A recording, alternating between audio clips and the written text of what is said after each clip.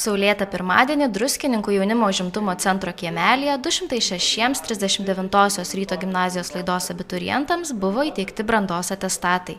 Kaip sakė Ryto gimnazijos direktorė Marijona Kriščiūnaitė, šią laidą lyginti su praėjusiomis egzaminų rezultato atžvilgiu būtų nelengva, kadangi šįmet ne tik mūsų gimnazija, bet ir visos šalies abiturientai turėjo sunkumų laikant 12 klasės egzaminus. Buvo ir aktyvių, kaip visada, mokinių, ir moksle, ir olimpiadose, konkursuose, popamokinėje veikloje. Buvo lyderių, kaip ir kiekvienoj laidoj, daugiau, mažiau, tai čia irgi kažkaip neskaičiuojame. Tai, žodžiu, šiaip atrodo kasmet vykstantis renginys, bet tai vis tiek yra šventė, nes laida išeina, palieka mokyklos istorijoje savo puslapį ir lieka tik tai palinkėti jiems artimiausios ateities, svajonių išsipildymo ir laukti, sugrįžtant į mokyklą, kad pasidalintų savo sėkmių istorijomis arba priešingai nesėkmėmis. Iš jų mes mokysimės.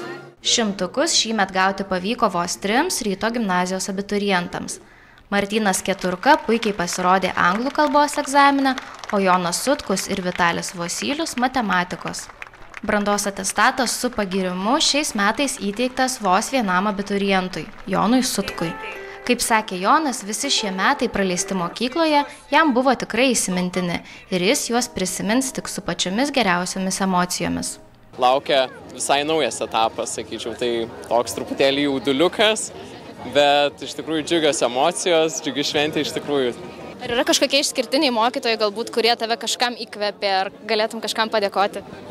Iš tikrųjų visi įkvėpė, nėra kažkokio vieno, nes kiekvienas įdėjo savo dalelę savam dalykui, iš tikrųjų, pomėgį ir tikrai labai ačiū visiems mokytojams, nes tik dėl jūsų mes esame tokie, kokie esame.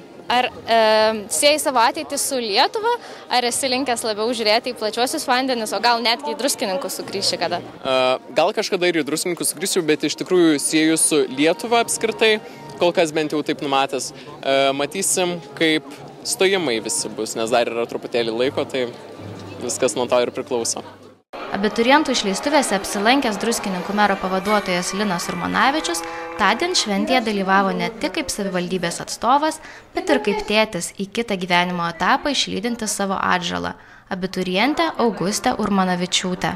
Vienas gyvenimo etapas praėjęs, atsiranda naujos galimybės ir džiaugiuosi turbūt, kad žino savo pasirinkimą ir manau, kad ateitis priklauso dukrai Augustai. Tikrai visus sveikinu, baigus mokyklą, išlaikus egzaminus. Aš tikrai norėčiau palinkėti, kurie bebūtų, ar Lietuvoje, ar Druskininkuose, ar užsieny, kad garsintų savo kraštą visų pirma, Druskininkus garsintų Lietuvą. Ir manau, kad ir tas yra labai svarbu, kad jie visi yra laukiami Druskininkuose, namuose savuose, kur tikrai gali būti naudingi, kuo jie bebūtų. Tai pažadate visiems sukurti po darbo vietą?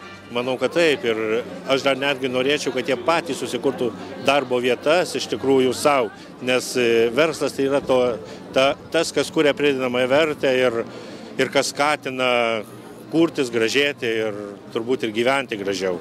Druskininkų jaunimo užimtumo centro kiemelyje šurmuliavo abiturientai. Jų pasveikinti atėjo šeimos nariai, artimieji bei draugai. Brandos atestatus gavę mokiniai džiaugiasi, galėdami atsipūsti po jau įveiktų egzaminų ir sunkių pasiruošimo darbų. Dabar jie su nekantrumu laukia, kuria kryptimi savo žinias gilins ateityje.